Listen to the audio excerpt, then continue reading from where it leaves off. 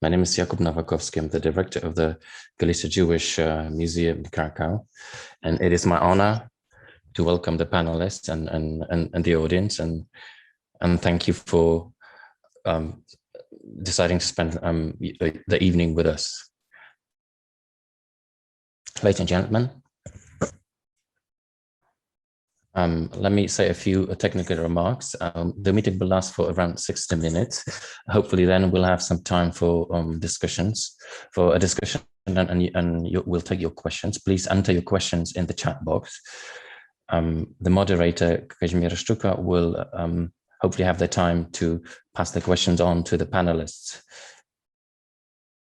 This is our second meeting of the inseparable series of meetings. This time, this meeting is voted to Auschwitz. The title of the meeting is Between Auschwitz and Oświęcim. Oświęcim or Oshpitzin or Auschwitz, as this place is called in different narratives. It's one and the same place on the map. Yet in people's various imagination and associations, the distance between them is enormous. The place is located on the path from Krakow to Silesia, the region of Silesia. Oshpitzin is about the history of one of the oldest Jewish communities in Poland. Auschwitz means destruction, and the Holocaust, the symbol of the Holocaust, that has on numerous occasions dominated the narrative of the Jewish community in Poland. The names Oshpitzin, Auschwitz, Oświęcim symbolize the different narratives of Poland and of Polish Jews and the Polish-Jewish relations. Today's discussion will be, the panelists are Anna Maria Orla-Bukowska, the lecturer at the Institute of Sociology of the Jagiellonian University in Krakow. Her research encompasses multicultural issues, but also the Polish and Jewish relations since the 19th century till the present day, including the issues of trauma and the Holocaust. Dr. Anna Maria Orla-Bukowska is the author of a series of publications, including the very important groundbreaking book, Poland and Jews, an Open Question, that she published together with Robert Cherry. Dr. Tomasz Tsubolski is a political scientist, genealogist, a guide over sites of remembrance, the author of the book Auschwitz After Auschwitz on the politics of memory, and also a series of popular books. Since 2002, he's been the head of a Pauline travel company, and Sky Heritage since 2009, which is a study tour company. He's the author of a youth flying university that has been functioning over the last few months. Those of you that are following Tomek on Facebook surely know this fact. In the context of our discussion, it is important to mention that Tomasz Tsubolski lived in the town of Oświęcim until he was 18. Our third panelist is Tomasz Kuntzewicz, the head of the Auschwitz Jewish Center in Oświęcim. He's a graduate of a series of seminars and trainings, including anti-discrimination seminars and the Yad Vashem seminar in Jerusalem. He holds a MA in English Studies and Judaic Studies from Brandeis University in the US. He's the head of the Auschwitz Jewish Center in Oświęcim, an NGO whose task is to cultivate the memory of the Jewish memory of Oświęcim, and the memory of the Jewish descendants of Oświęcim, and to educate about the dangers of intolerance. Our discussion will be led by Kazimierz Szczuka. Let me welcome her cordially. The co-organizers of the whole series is the Evans Foundation and the Coherent Foundation and the Judaic Studies Department of the Jagiellonian University. Thank you, our media partners as well. Gazeta Wyborcza, the Krakow Radio, New Eastern Europe, and Chidush. Before I pass the floor to Kazimierz Szczuka, let me ask Tomasz Strug, the Deputy Director of our museum, to take the floor, and he will present a few photographs that will present the photo framework for our discussion. Welcome, ladies and gentlemen. It's our tradition. It's the tradition of the Inseparable series meetings that each meeting starts with a series of photographs that are aimed at introducing the discussion, but by no means, hopefully, will guide the discussion. They're meant to be a starting point for our discussion.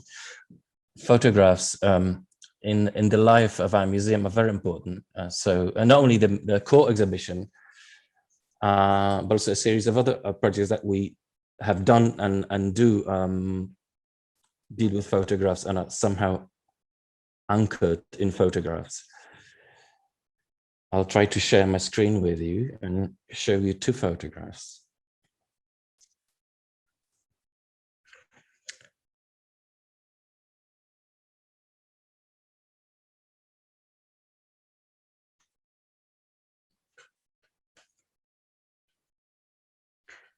This time,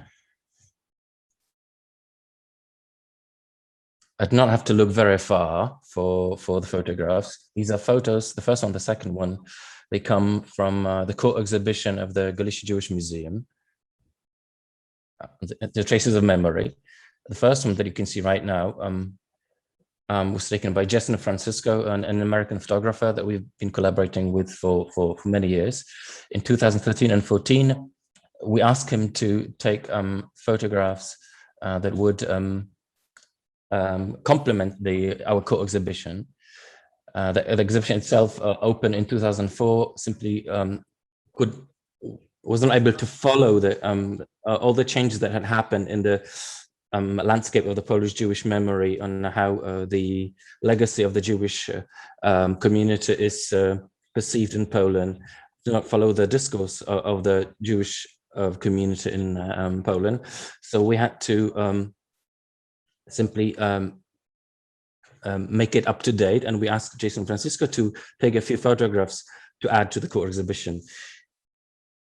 This photograph was taken during the March of the Living in 2013-14, an annual event that takes place in Oświęcim to do with the usually it's to do with the Yom HaShoah, Holocaust Remembrance Day, usually in April. At that time, groups from all over the world visit Oświęcim and Auschwitz. Here in this photograph, you can see a group from Israel in the front of the Birkenau Gate, a place which is a symbol of the Holocaust, in addition to the Arbeit macht frei inscription on the gate of the main Auschwitz camp. So the Birkenau Gate is one of the greatest symbols that has dominated the perception of the Holocaust. The other photograph was taken in the Auschwitz Jewish Center that's been mentioned so far, and it shows a part of the core exhibition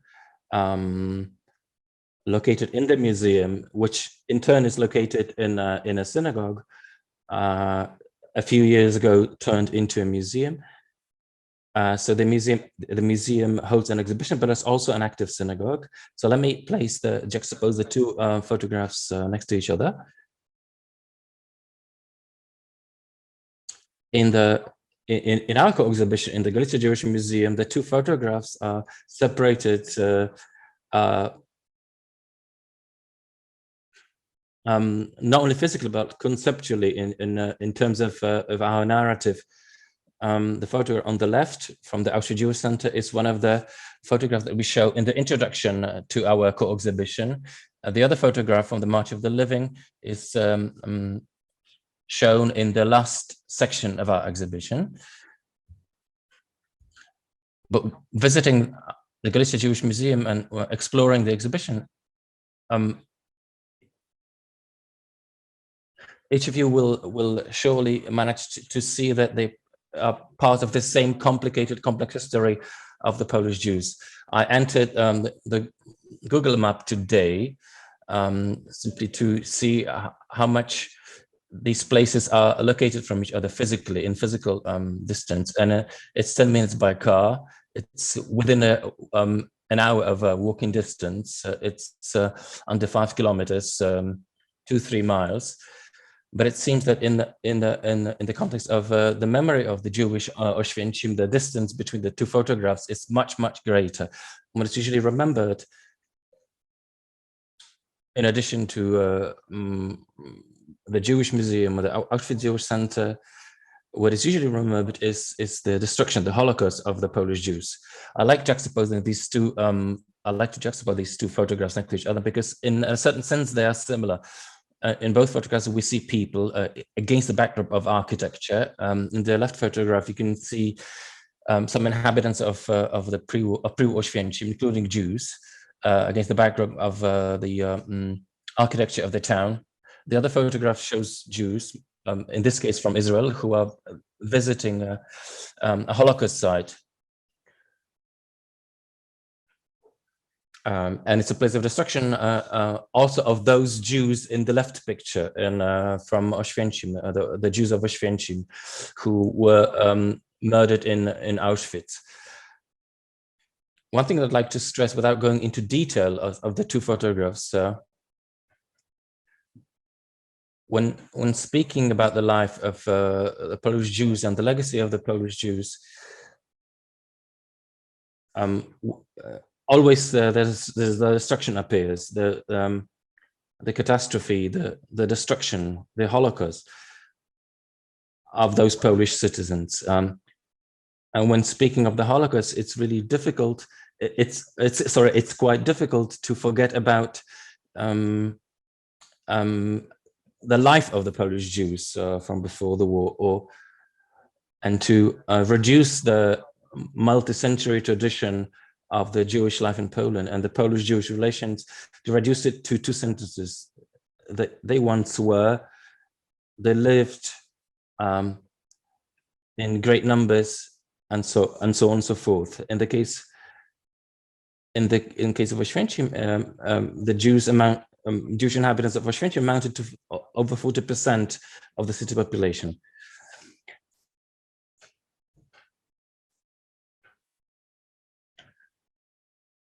We're able to observe an increasing interest in Jewish tradition, Jewish history, Jewish legacy in Poland. I hope Tomasz Kuntsevich from the Auschwitz Jewish Center will refer to this.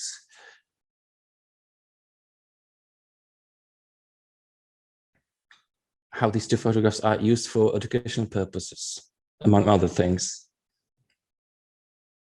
So that's from me. Let me pass the floor to Kazimierza Szczuka, the moderator. Thank you very much. Let me welcome all of you once again. Let me welcome all the panelists and the audience.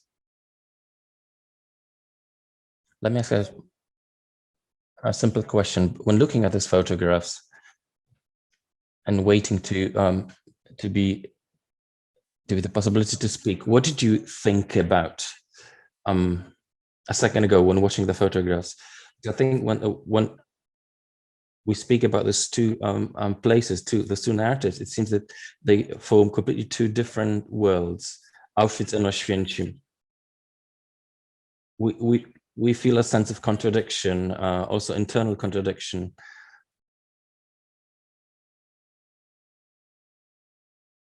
Concerning the Polish-Jewish relations, I noticed a certain discrepancy between the Polish original of the meeting and the English translation, where the English version is seems a bit more optimistic, which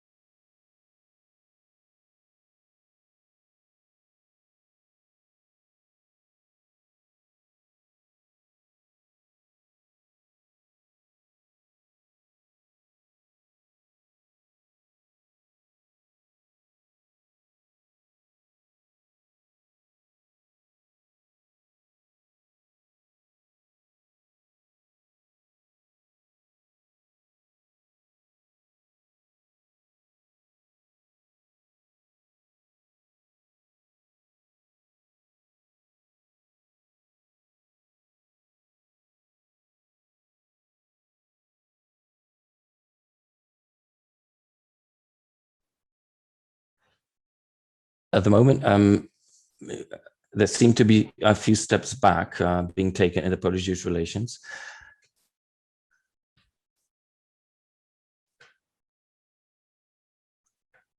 The more people see those steps being taken back, the more people you suddenly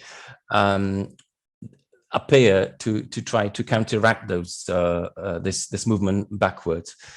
But there are different layers. On one hand, we kept saying Auschwitz and Oświęcim, but then you should also add the name and the layer of Oshpitzin, the Jewish Oshpitzin.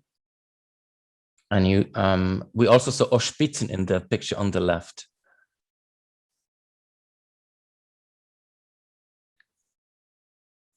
And as a recipient of the message of the Auschwitz Jewish Center, I always feel that whenever I visit the place, I feel I enter Oshpitzin, not Oświęcim so much.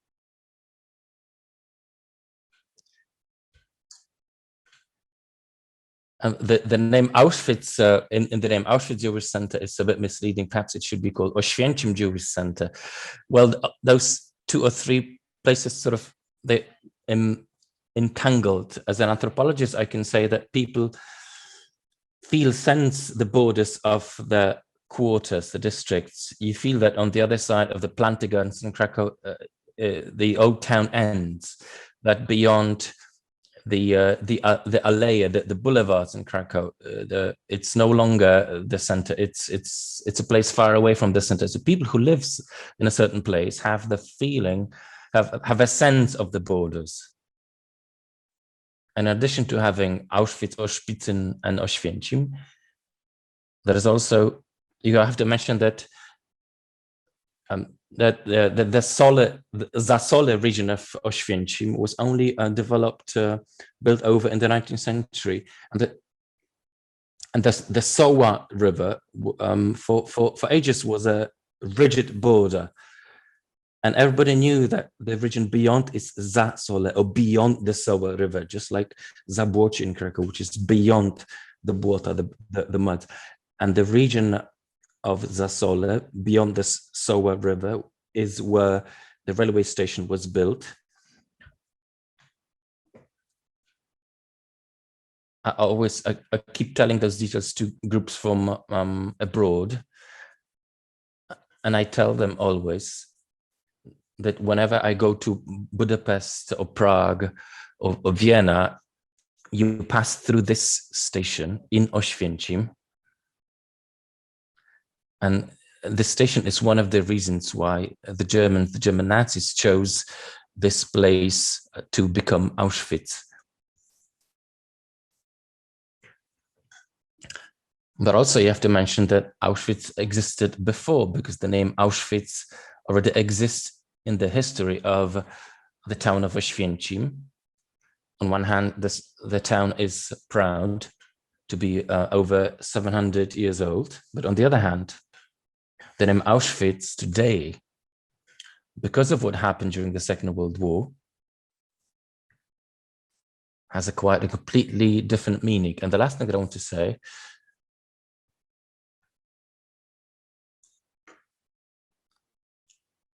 I want to mention the fact that the camp was on the other side, in the Zasole region, not in the town. It was beyond the Shoah River.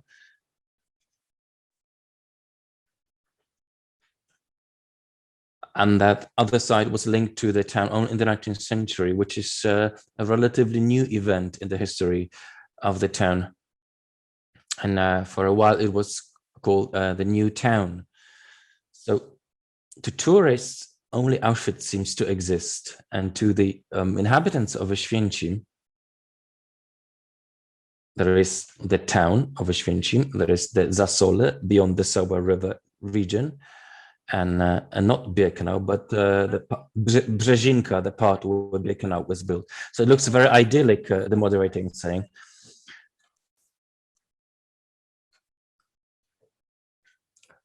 So it looks very idyllic. Where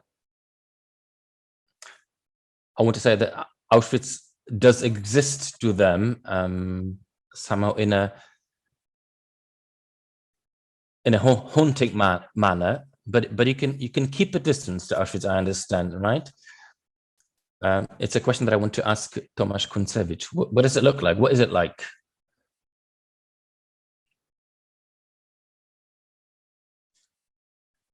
I'm linked to Oświęcim. I have been linked to it for over 20 years, professionally.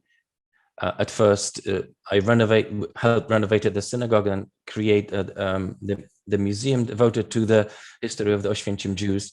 The name Oshpitzin, in a way, reappeared with us, thanks to us, because we started to explore it, to educate about it. And the name of our exhibition is Oshpitzin, the history of the Jewish Oświęcim. And part of it is located in the house of the last Oświęcim Jew. The Bergson Cafe is located in his house, which is part of our museum compound. So from the very beginning, I've been connected, linked to Oshpitzin. Of course, I always had Auschwitz at the back of my head. And at first, it was very difficult and traumatic. I remember situations where, at first, various people, my friends, family, look a bit strange at it. Why are you going to Oświęcim? Why Oświęcim didn't seem a nice place to be in, a distant place, the end of the world. It didn't bring any positive connotations at first. But with time, over time, I've come to distinguish the two parts. The name Auschwitz doesn't bother me every day anymore. Just like most inhabitants of the town, they lived at this site. They don't live in Auschwitz. Auschwitz is a site, but of course there are situations when those emotions are a bit higher, stronger. A while ago, we carried out research into the attitudes of the inhabitants of Oświęcim. The attitudes towards different ethnic groups, the Roma, the Jews. It was supervised by Professor Bilevich of the Center of the Prejudice Study Unit from the Warsaw University. And in a way, it was, it sort of resembled the findings that are typical of the whole of Poland. Recently, a book was published that shows this subject, the issue of Auschwitz and Oświęcim, a book by Marcin Kącki, a little reportage, Oświęcim Black Winter. And he carried out a series of interviews with various inhabitants of Oświęcim, including activists, to show the reality of the complex reality of Oświęcim.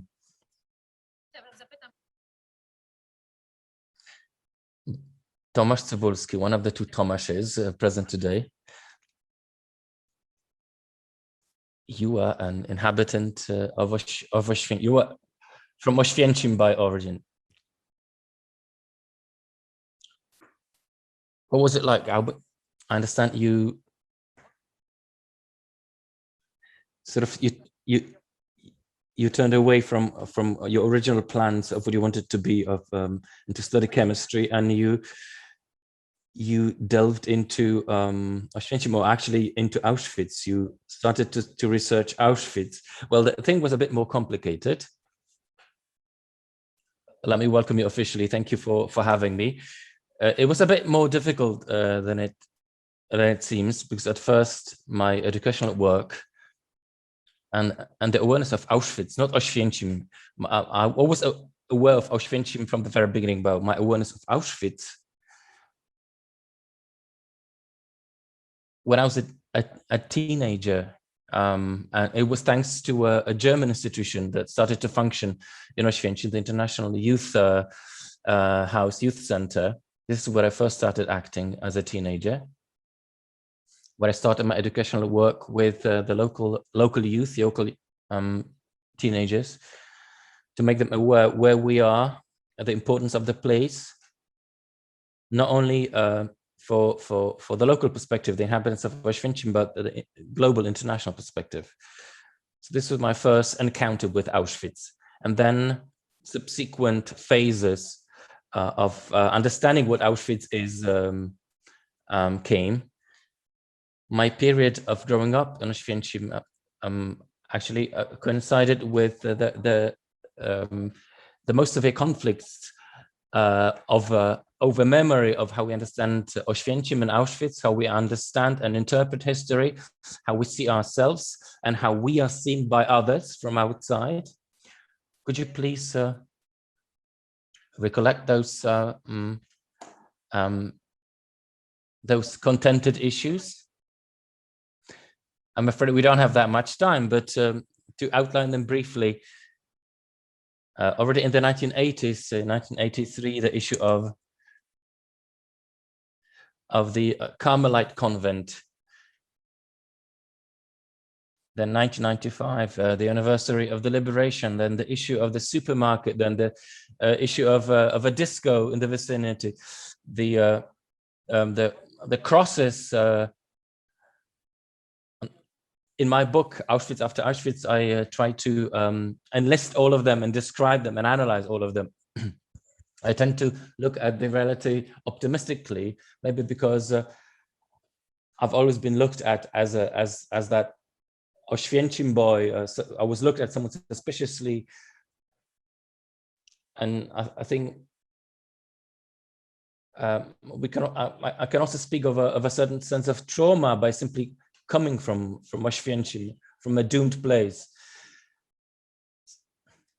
I think we have to be really careful about how we use our language, how we classify and label people, especially that this labeling is due to because of politicians or political organizations, and not the residents of that place as such. Or when we speak of a history that is not really about the people who happen to live in the place at the moment. In my book, I've analyzed all those conflicts, and when I said that I tend to be positive, to me, a conflict is always a more natural state at the first than a state of peace, and it is more productive on one condition, as long as it is intellectually and responsibly handled.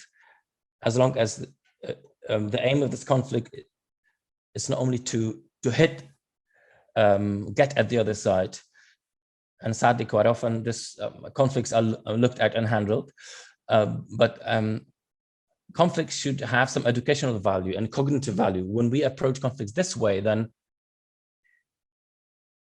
we will be able to get out of this conflict positively. And this is an important issue. And referring to your question, coming back to your question about comparing those two photographs, to me as a political scientist, the first question that appears in my head is whether these young people taking part in the March of the Living, and I've taken part in many such marches in the difficult period of the 1990s. So my question is, are these young people aware of the existence of Oshpitzin, of the existence of the Jewish town from the first picture, that might be the world of the grandparents and great-grandparents? And if they do have this awareness, then what do they do with this awareness? How formative is it to them? So to me, as a political scientist, these questions come natural in a way when juxtaposing these two photographs. Very good photographs, by the way. But let me again turn to Mr. Kuntsevich. Speaking directly, I can't really see. I don't really know what a cultural conflict could be or look like.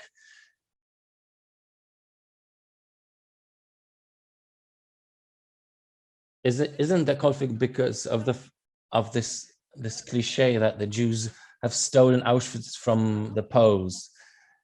that they are domineering, that they're prevailing in anniversary events.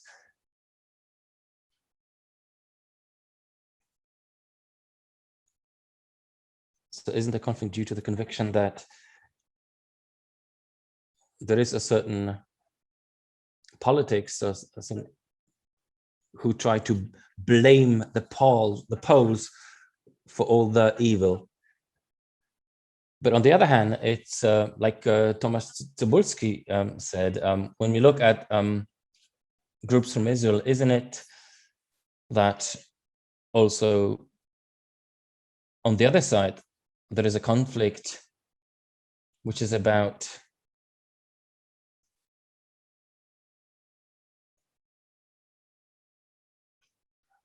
that it's not in the interest of Israeli national policy or politics to show Oshpitzin to the young. It may have changed a bit by now, but I think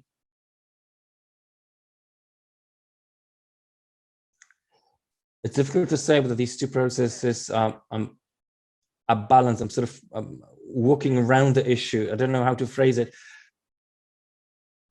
In other words, my question is what is going on at the moment, the struggle, who Auschwitz belongs to, the Poles or the Jews? So it is happening, and there is politics behind it. Of course, this issue has been politicized, both here in Poland and also in Israel. Of course, nationalism is to blame for it, but it is happening. I have the impression that to some extent, well, since our institution has existed, then the Jewish issue has been sort of has become milder, because we started to show the history of the town, the history of the Jewish life, and we from the very beginning we've been trying to include the Jewish narrative into the narrative of the town. We keep saying that there were Jewish Oświęcim inhabitants and Christian inhabitants of Oświęcim. To some extent, I think this has broken through to the public awareness, the awareness of a common narrative, a common history of Oświęcim, Jewish and Christian. So I feel that in the town itself, the tensions have subsided a bit. A few months ago, derogatory inscriptions and symbols appeared on the wall of the Jewish cemetery, and the reaction of the mayor of the city was perfect, and the police reacted immediately. So I think this, in a way, stems from our activity, and the message of our activity is positive. We have a cafe that young people from Oświęcim love coming to, and the cafe is located in the house of the last Jewish inhabitant of Oświęcim. But it's in addition to everything else, it's simply a nice cafe. And I think to some extent, at least, we have managed to minimalize, to modify those tensions.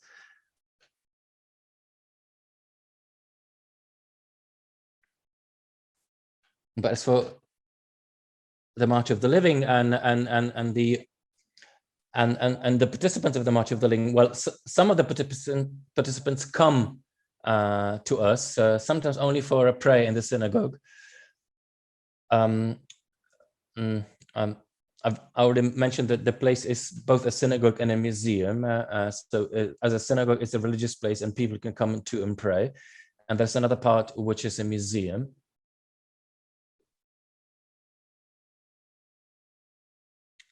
So this awareness of the participants of the March of the Living varies on the side of the participants of the March of the Living, but it also varies on the Oświęcim side.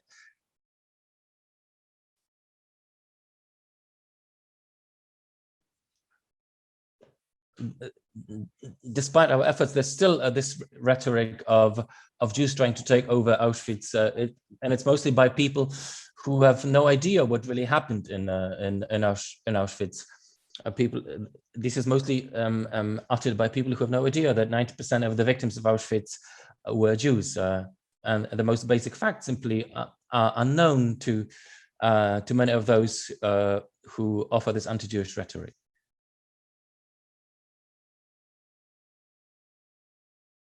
Dr. Orla-Bukowska has been dealing with prejudice and conflicts in different fields, but within the so-called Jewish issues, you have also dealt with the bright side of Polish Catholicism.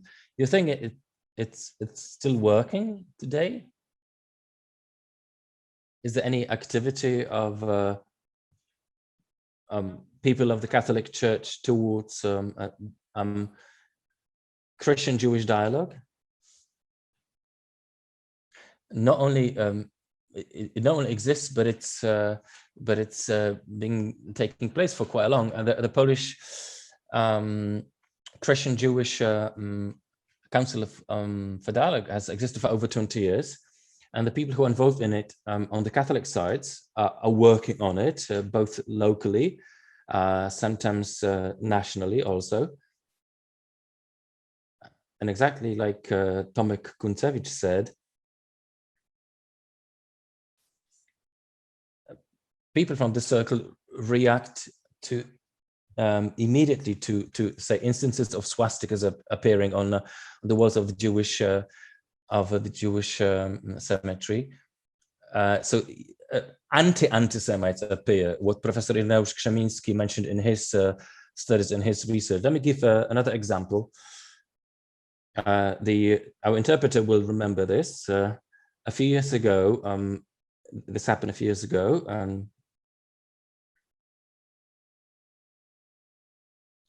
I had a whole class, a whole group from Israel who had booked 4 to 5 hours for a meeting with their Polish teenage counterparts. But we couldn't find any place big enough to house over 200 people in Krakow. So I turned to the prior of the Dominican order, and I told him that I wanted whatever space he had, and he gave me space. Of course, we had to divide them into smaller groups, but we did find space for this whole group of people. And I gathered Polish youth from various schools of Krakow, not only from one school. And there were kids from private schools, from Catholic schools, from public schools, from various kinds of schools. And at a certain point,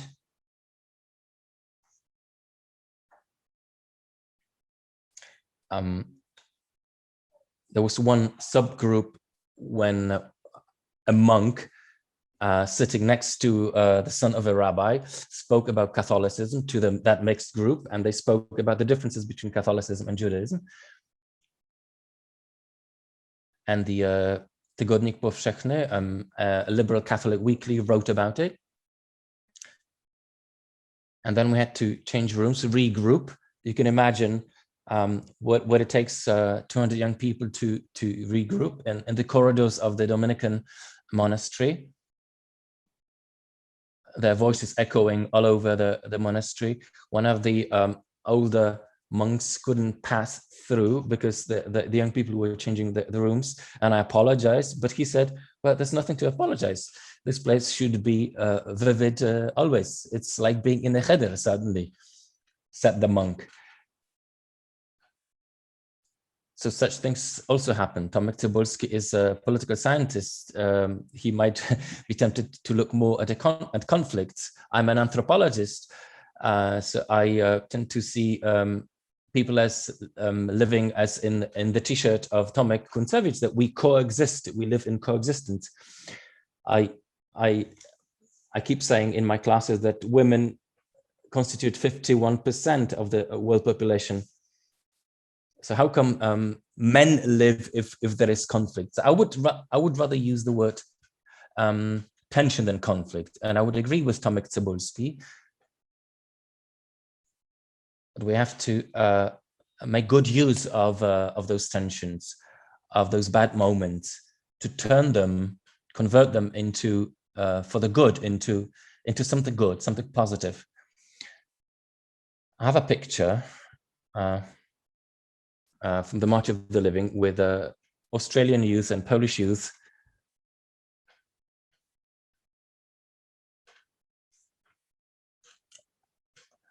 after they had left the Auschwitz Jewish Center, the synagogue, because they had prayed.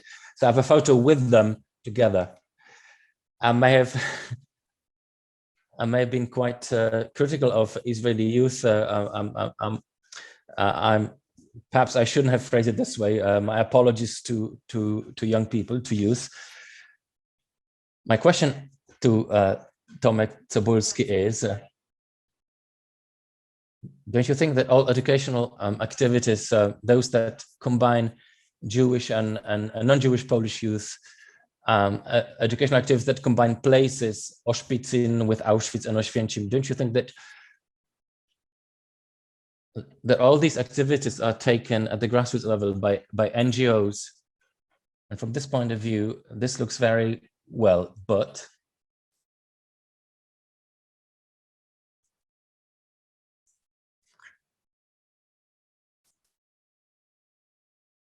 as far as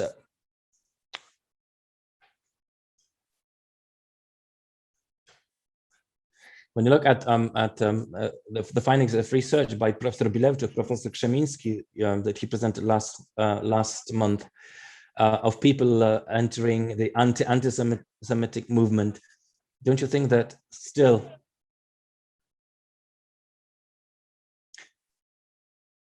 there have been studies of Professor Bartuś about the area of Małopolska, the Krakow area, that show that there is still a huge number of young people who have no idea what the Holocaust was and what happened. So my question is, can the activity of people of goodwill, of NGOs, can it be sufficient? Is it enough? Is it sufficient? Is it sufficient? Your question is, I think it's necessary. I think it's the most important issue that we can build on. I think that all those political comments that are very myopic, very short-sighted, of course, can be very harmful, very detrimental. At the same time, the grassroots activity, restoring cemeteries, for example, I don't know whether you realize, I think there's a renaissance of work on the restoration of Jewish cemeteries over the last year of the pandemic, something that I haven't seen for the 25 years of my professional activity. And I'm looking at it very positively, and I'm satisfied, and I look at it with curiosity. So I think that work at the grassroots level, grassroots initiatives often taken by young people, that something should be done, is more valuable to me, and leaves not only traces in history, but also in the social awareness that something can be done. This is more important than a political comment. I think that all those political up and downs, this popular politics and populist politics,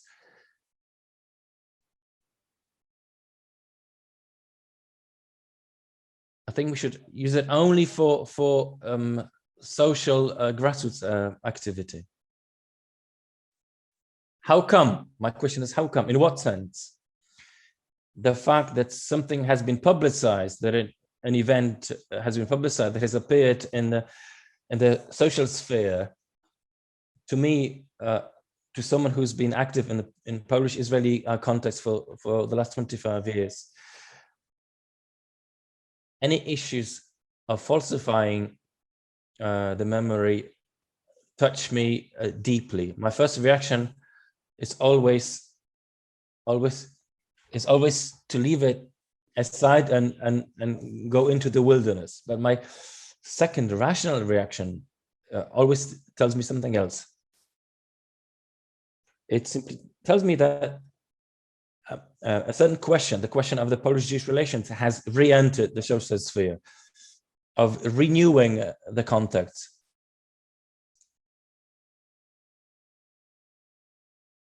The activity in social media, the number of groups in Facebook groups, social media groups, is enormous, and this can allow this issue to enter the social sphere. And I want to emphasize the activity of young people in this respect. So it seems to me that such conflicts will keep appearing and reappearing. I think we have to become immune to them. We already have that experience from the 1990s of how to solve such conflicts. When looking back at the 1990s, I think now I can see that we used the time very beneficially. 1990s and the early 21st century, we have come to the top of the positive Jewish-Polish relations that Anna Maria Orla-Bukowska spoke about, and we have entered the top of those relations together. So I think that at the moment we have come to the bottom of this oscillating of those oscillations of Polish-Jewish relations, and we have to start thinking where to move on next. And I wouldn't start crying over what's going on. Of course, falsifying history is critically dangerous.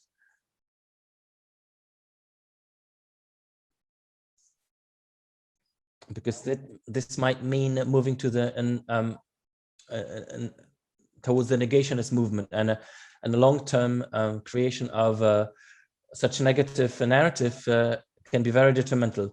But if once we have broken through this negative phase, and I can sense a positive bottom-up grassroots movement, so I think once we have broken through, I think we'll be able to normalize the Jewish-Polish relations.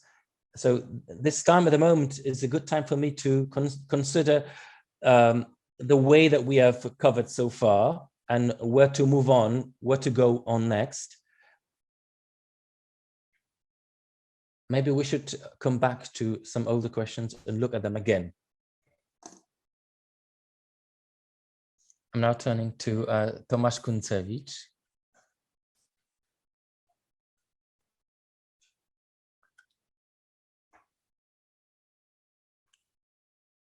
Is it really that we at the bottom of this sinusoidal oscillation wave? Is it that by increasing our bottom-up grassroots activities can increase our awareness?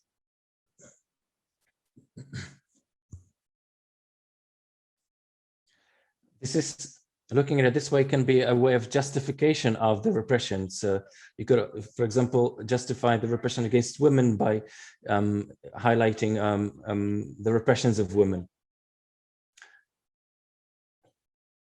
Of course, when looking at what we would want, then we could speak of the model situation presented by Dr. Orla-Bukowska, when you have a group of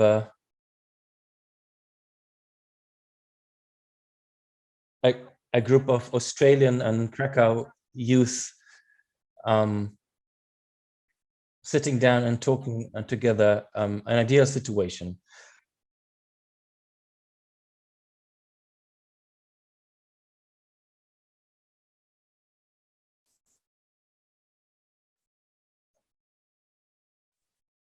In other words, my question is: can we really appreciate what is happening at the moment? We see negationist tendencies, thanks to which some other groups become active. Those anti-Semitic groups become active. Well, I think that such tendencies can become permanent, and there are cases of countries that have stayed in this kind of rhetoric for years. So I'm not so optimistic you cannot have any guarantee that from the bottom situation, you will always be able to climb up. It's a matter of whether Poland is to become inclusive or exclusive, whether Poland excludes Jews, Jews who are almost non-existent in Poland. At the moment, we're looking at some others, like refugees who've been turned by politicians into enemies, like the LGBT community in Poland. That's been politicized and instrumentalized. So things like this, issues like this are happening, keep happening. The problem is that many of us simply are not able to see it as a political manipulation. I remember once Professor Bilevich, when he spoke about the anti-Semitic campaign of 1968, that at the time some research was conducted, what Poles think of the Jews and whether it can be used politically, and it turned out that it can be used politically. So we have a similar situation at the moment. There are certain xenophobic, anti-refugee, homophobic tendencies, and when it turns out that it works, politicians simply start to use these tendencies. The problem with those tendencies is, however, that they can settle, and it might be difficult to remove, to liquidate, and those negative emotions and prejudices become reinforced, and we are seeing it at the moment. We can see that this LGBT enemy has been created strongly, rigidly, and it's omnipresent, it's ubiquitous. So you can see it everywhere in the internet. And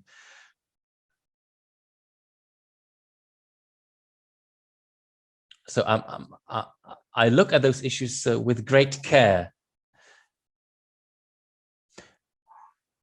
Also shows that the changes, the transformations in Poland over the last 30 years, the issues of Polish-Jewish relations or relations with other minorities, that it has turned out to be positive only for the elites, for people who have been concerned with such issues, but to many other people, well, they don't want to know, or they reject those issues. They're not interested. So let me pass the floor back to Dr. Anna Maria Orla-Bukowska, who you seem to be a constant optimist, and thanks to your academic experience, perhaps you should convince us not to break down and to be optimistic, because I also include myself into the circle of pessimists, and in a way I understand the point of view of Tomasz Tsubolski, but cold point of view. When you switch on the TV, there's every reason to be pessimistic.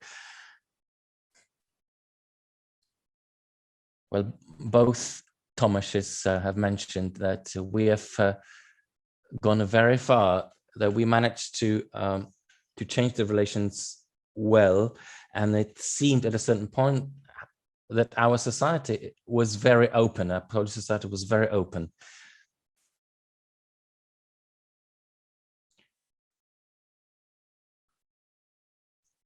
We often forget that we have to keep on working on coexistence.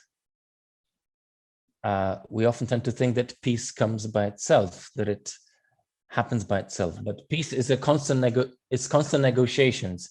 But in Poland, there's no coexistence,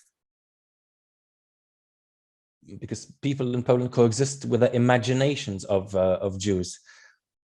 Well, my friends who happen to be Polish Jewish do not want to be removed. They exist, they live. Well, Kazimierz Sztukas, I am a Polish Jew, and I mentioned it last time.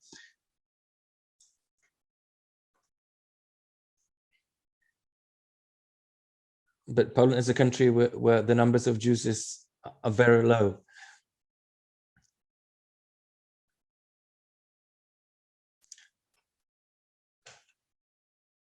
well, if there was no partner on the other side, on the Christian side, there would be no Polish-Jewish council. It's part of the mosaic, it's part of the jigsaw. Before the Second World War, before the Shoah,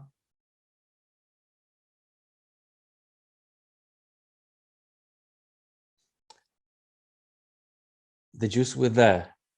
But now, Jews like LGBT are a phantasm, some imaginary creation without a body or a soul, without any shape. And onto this imagination, anything can be attached to it. As for the LGBT, Kazimierz Sztuka says, this is a community that does exist. But as for the Jews, the number of Jews in Poland is much lower than that of the LGBT community. But the thing is that when people see it, when people see that I'm a woman, then they do treat me as a woman, but people don't see who is LGBT. In a post-society, people don't see who is Jewish, unless there's someone who's going towards a synagogue and happens to be a man in a kippah. But an invisible enemy is the best enemy for politicians, for lazy people who want to say that they, them, the invisible them, the undefinable them, that they are terrible because they can't be seen. An invisible monster.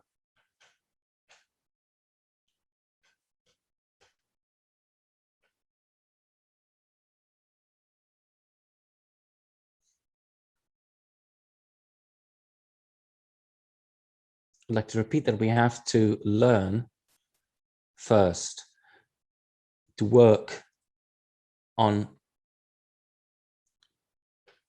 coexistence, understood as a social trust, understood as boring, everyday, mundane life. But this takes a lot of work. And we tend to think, once we've reached such a moment, that, oh, things have been done.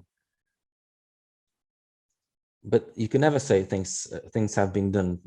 And it takes a lot of work, continuous work.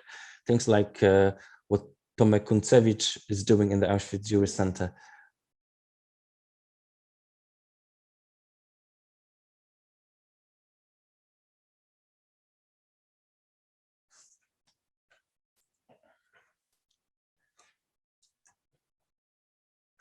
There are different groups passing their centers who pass over the bridge from Auschwitz to Oświęcim and enter the Auschwitz Oświęcim Jewish Center, and thus they enter Oshpitzin.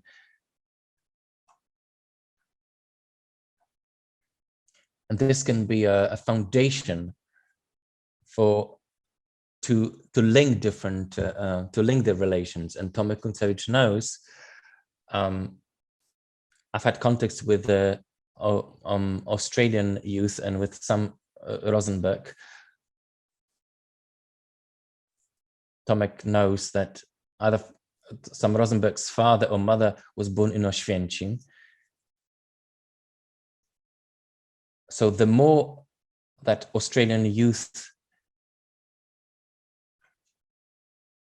the more they knew about Sam Rosenberg, the more they wanted to visit the Oświęcim Jewish Center, because they felt the connection of one of the Australians with a place that they were visiting, not only the death site of Auschwitz, but also the Oświęcim Oshpitzin site of the town.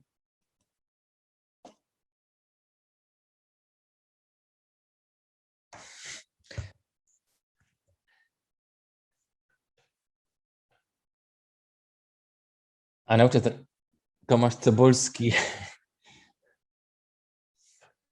I watch your facial expressions. Well, my face speaks a lot. Thank you, Tomek, very much for for mentioning a very important thing. I mean, that the change that we lived in from 1989 proved it, that it turned out that it was very superficial, that it was participated only by the elite. And we have succumbed to the conviction that the world we live and we have changed is the world of the whole community of that 40 million state of Poland. And now it's turned out that it's not true. I'm returning back to the phantasms mentioned by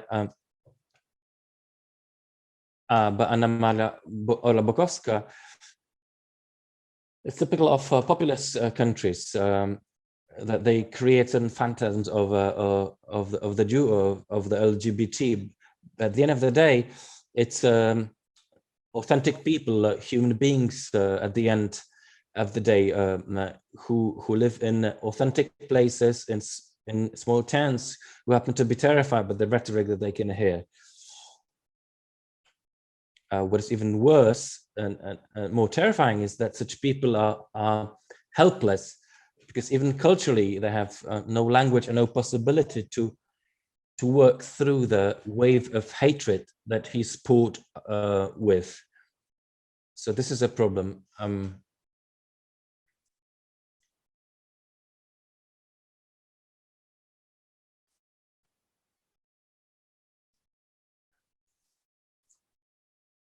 The question is how it relates to Auschwitz, Oświęcim, and Oshpitzin. I do not want to draw any obvious comparisons, or perhaps I should.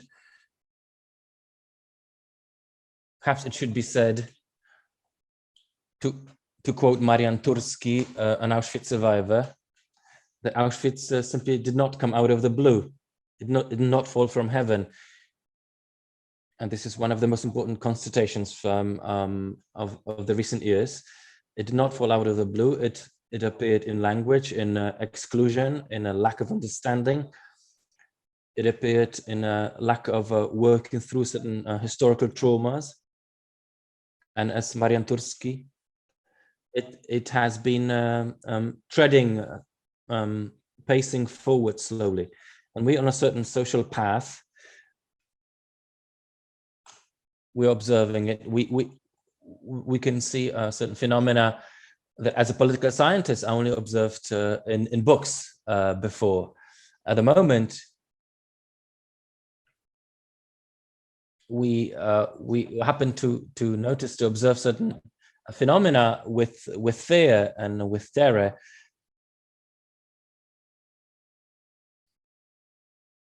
And on the basis of the history of Auschwitz and Oświęcim, we realize that a lack of any reaction, and this reaction is important, as Anna Maria said. We have to cultivate our values. We cannot simply take democracy for granted. Unfortunately, the very moment we stop being conscious of the need to struggle for our fundamental rights, someone will take away those fundamental rights from us. So coming back to the issue of a very superficial working through of the traumas and the relations that we have built so far, I think it's high time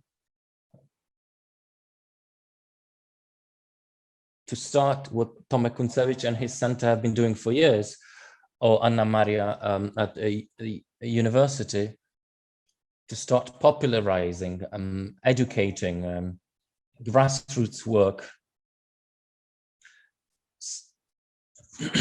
Stop creating elite circles, certain social bubbles, but open certain issues openly, the issues of building open democracy, multi-ethnic society that we lost over 80 years ago. At the moment, we are a society that is, to a large extent, mono-ethnic. And actually, throughout most of our history, we were never mono-ethnic society. So there's this need of content, constantly becoming aware, and again of such issues to climb the top that we spoke about of that oscillation. Let me now ask the audience with the following question.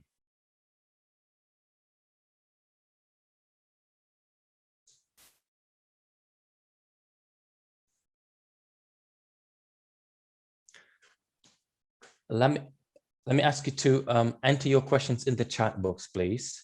I can see two questions in the chat box.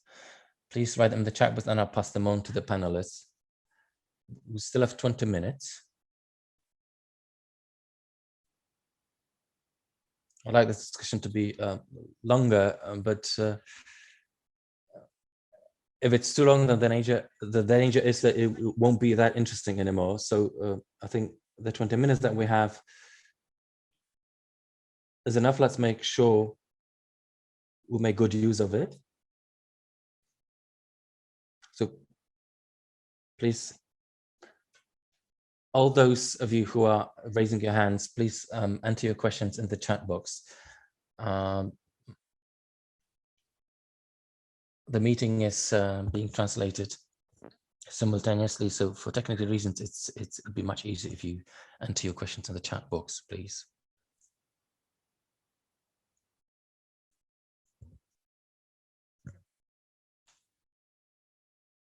We have a participant from Brest in Belarus.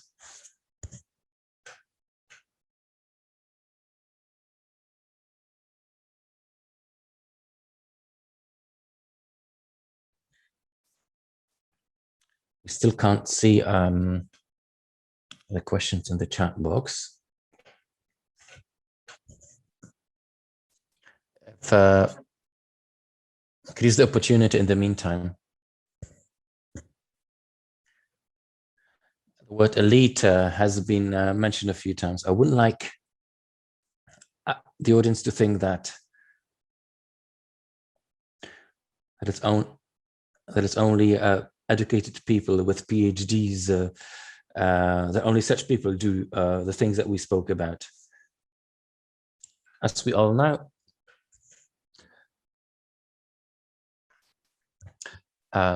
among those who have been awarded with various kinds of prizes, awards for cultivating Jewish legacy and history, many of those are people who are not formally educated, and they're acting simply feeding the need in their hearts.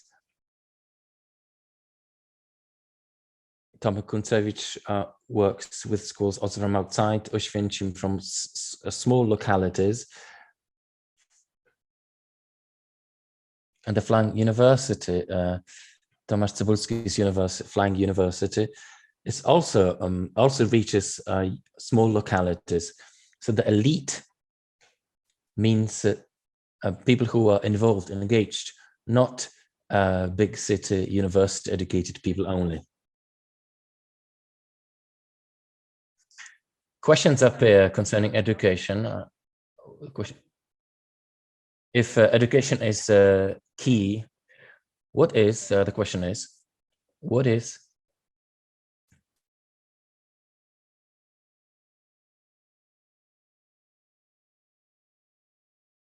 what texts, books do Polish teachers use to teach about the Holocaust? What are the sources to teach about the Holocaust?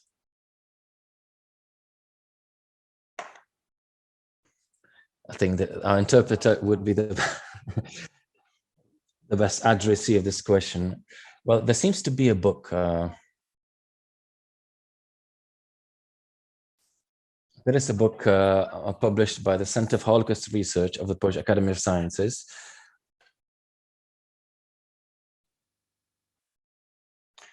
The center that's being criticized heavily by our politicians.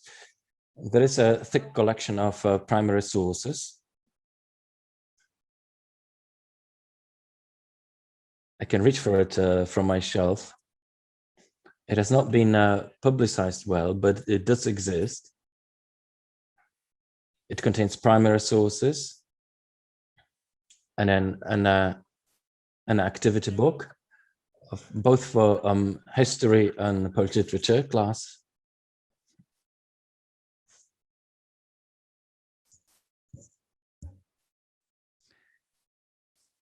Whether the teacher takes up the issue or not is to a large extent the goodwill of the teacher.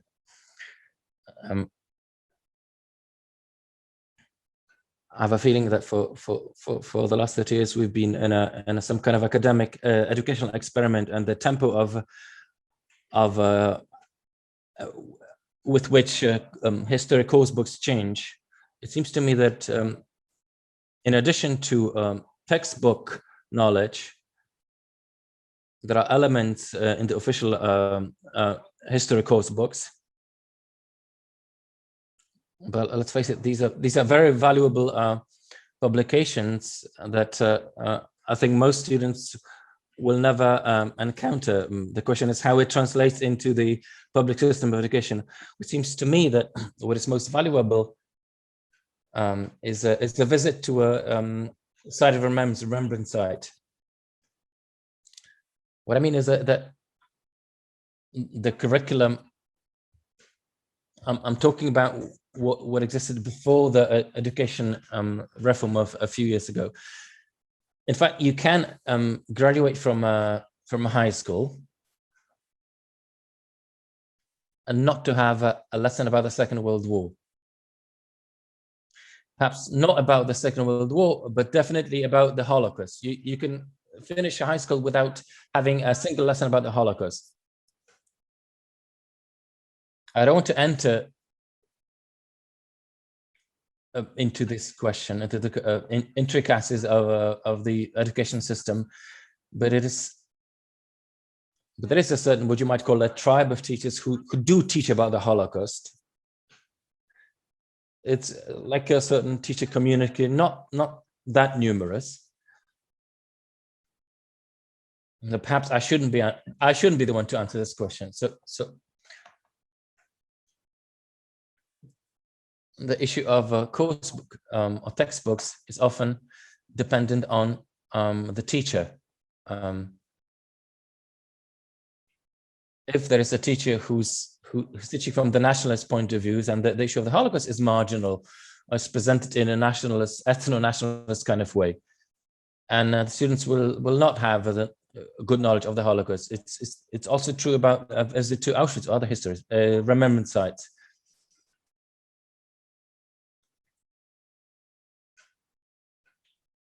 You can keep perceiving Poland in an exclusivist way without understanding that the Jews who died in the Holocaust were our citizens, were Polish citizens, and this also our national tragedy, our Polish tragedy. Their loss is our national tragedy. So if teachers who deal with the subject have not sufficient sensitivity, awareness, are not aware of the prejudice rampant in Poland, to do with both this subject and other subject, to do with otherness, then nothing good will come out of a visit to Auschwitz. Another question to the panelists: what do you think? What do you think of visiting Auschwitz by non-Jewish groups? A member of the audience is saying that he or she was there with a group of students from South Africa, and they benefited quite a lot from a visit to Auschwitz. So one question is about Polish children, and another question is about young people in general who should be aware of the history of the Jews. Jews from many countries, because Auschwitz was a central place in the Holocaust of Jews. The question was about South African students, and this group visited both the town and the Auschwitz Museum, the camp, and they benefited greatly from the visit. What do you think of this. What is your experience with such groups, such non-Jewish groups? What they did was an ideal solution, combining all those different aspects, combining the history of life and then the camp, and they can combine those different narratives into one complex history. They can see the context and understand it, not just not dates only, but there's an understanding that follows. So if this really happened just the way you described, then this was an ideal solution. Well, I think, especially when speaking of foreign groups, getting to know both Auschwitz and Oświęcim, and the fact that Oświęcim was just an ordinary Mundane town where both Christians and Jews lived, and there were better and worse moments, and Auschwitz happened there in Oświęcim. So from the educational point of view, this is very important. We have to understand, as Tomek Tsubolski said, quoting Marian Turski, that Auschwitz did not come out of the blue. So this kind of message is a key message, that Auschwitz can happen everywhere and at any time. It happened once, it can happen again and everywhere. Oświęcim was in no way unique before the war. It was very mundane and ordinary. So from the educational point of view, this is an ideal solution. This way we can understand things better.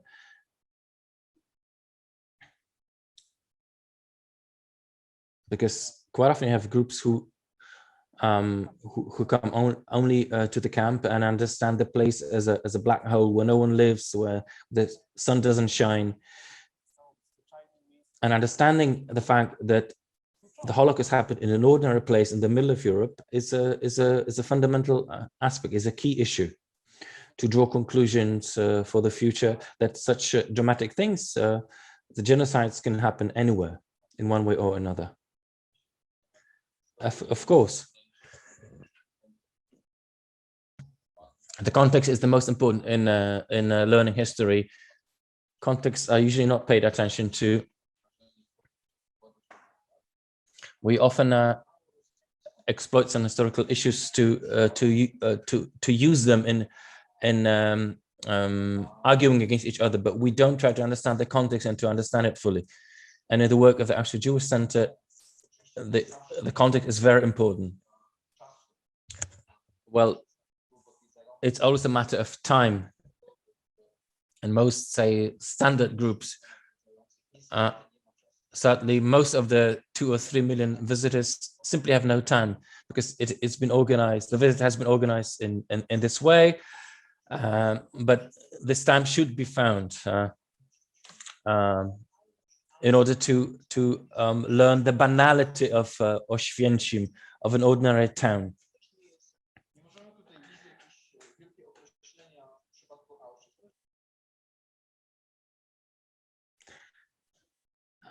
In order to understand that such genocides like happened in Auschwitz are banal in the sense that they can happen again.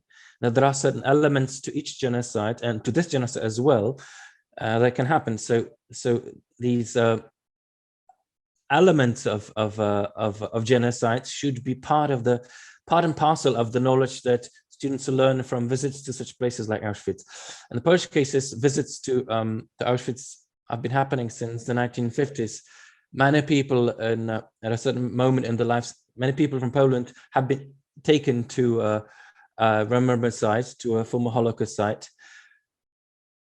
I've just opened the findings of the research by Professor Marek Kucia from Krakow, who's been studying the awareness of Auschwitz for over 20 years.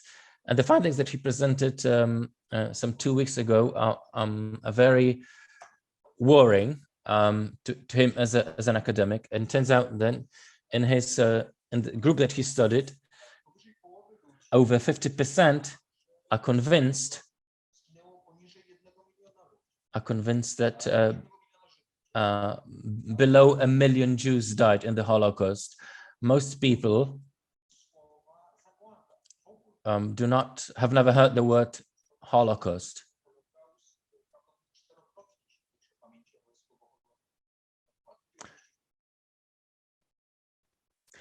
Many of them have not heard the Polish equivalent, the word zagłada. They have heard the word Holocaust, but now have the Polish word zagłada.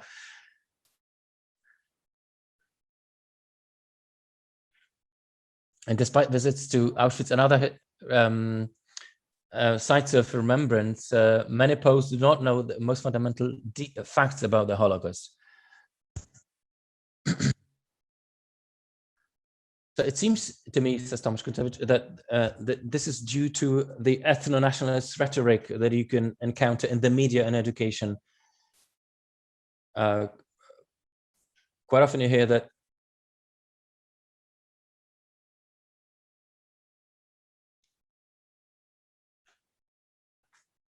subsequent surveys and research simply testify that the education simply is wrong, because many people are learning the history of the Holocaust through the ethnocentric perspective. There's another question: what is the meaning of the ethnic of an ethnic Pole? What's the knowledge of the others, of the non-ethnic Poles?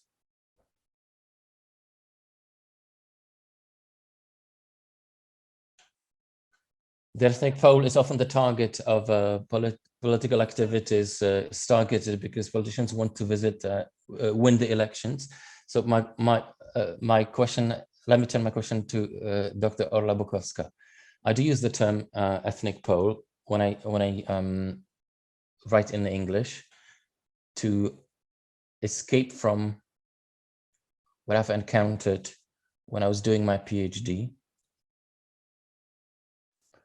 And the title of my PhD, which I wrote in English, in the heading Polish, I wrote Polish Catholic and Polish Jews. And my tutor said, "Why are you writing Polish Roman Catholic? It's obvious that then a Pole is a Catholic." And I argued, I quarreled with her, and I won the argument. But in order to notice the fact that there are different Poles, Catholic, Orthodox Christian Poles, Jews who were citizens of the same country, the same Poland. So when we say Poles, this might mean Polish citizens, members of the civic nation. So I do use the term ethnic Poles, ethnic Jews, ethnic Russians, ethnic Germans.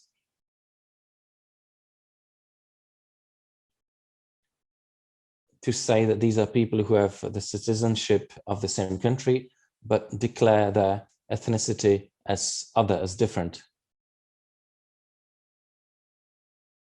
I know that this might be slippery ground, but this seemed to me the only way to find a solution for what I wanted to say. Other sociologists told me, they praised me for noticing, for distinguishing between ethnic Poles and other Poles of other ethnicities. Although I understand that this might not always be translated well into Polish.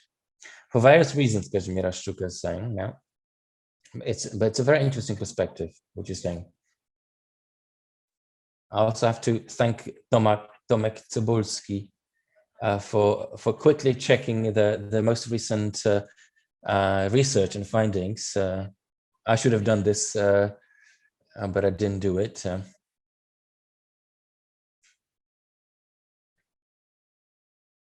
I was simply sure that the xenophobic, anti-Semitic attitudes are not changing for the worse.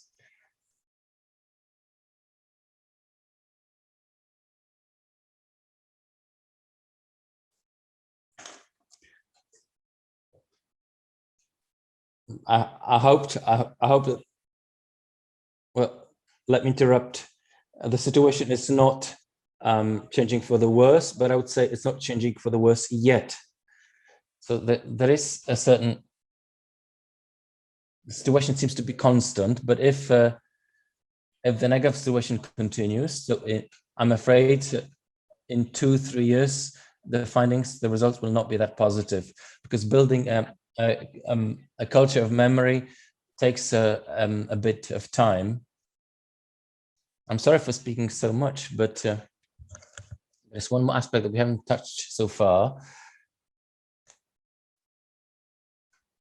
There is the issue of memory.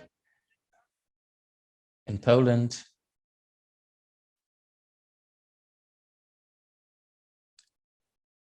in a way, you can't unsheath. You can't touch certain contested issues. For example, the issue of how Polish attitudes during the Second World War, how Poles acted towards Jews in the Second World War.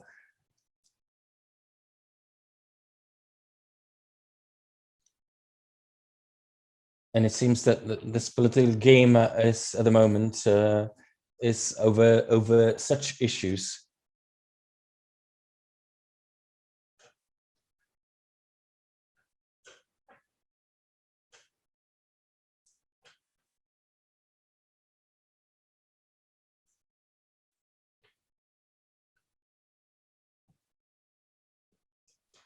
Let me ask you now to try and briefly summarize our discussion. We started off on a positive note, that everything seems to be well, but we're ending on a negative note, on a pessimist note, that it might change for the worse. You mentioned big numbers that disclose this, show ignorance. So perhaps you could speak in the order in which we started our discussion. Dr. Anna Maria Orla-Bukowska. So I'm going to say it briefly because we're running out of time. I've always been, I don't know if I should call myself a pessimist optimist or an optimist pessimist.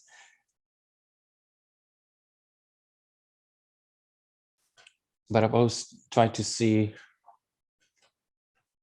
to stand firmly on the ground. But if this negative situation continues, then we'll need more anti-Semites. We'll need more of the elite that we spoke about, a group of people who see that things are happening and the reaction needs to be taken. Like Thomas Tsubolski said, he mentioned cases, more and more cases of Jewish cemeteries being cleaned and renovated, of small towns, localities asking for the Flying University, which shows that there is a need. And even if the teacher has no textbooks, no teaching materials to teach from, then she at least knows there is someone that she could invite over to do the education for her. And this involvement, this grassroots work, is at all levels, because as we know, Auschwitz didn't come out of the blue, and this difficult memory exists in every country, and we saw it with Black Lives Matter last year.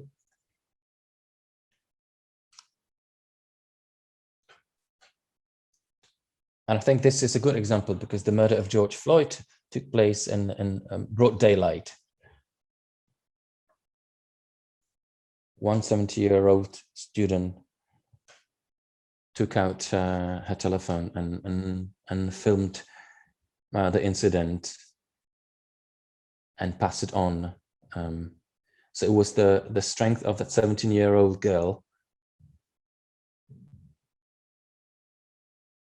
And even though in that footage we saw other people, adults around watching that event, but it was only her who had the courage to act. So we must always find the courage to act, to react.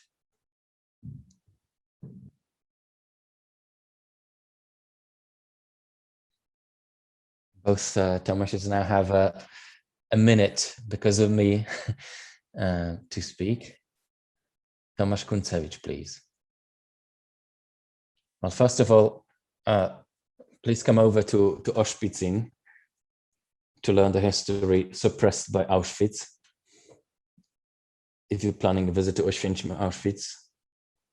Also, I'm deeply convinced that what we're doing, combining historical education with anti-discrimination education, is a recipe, prescription, and a vaccine against hatred, prejudice. It takes courage and determination, but I think that it is doable, it's feasible, even now. Thank you.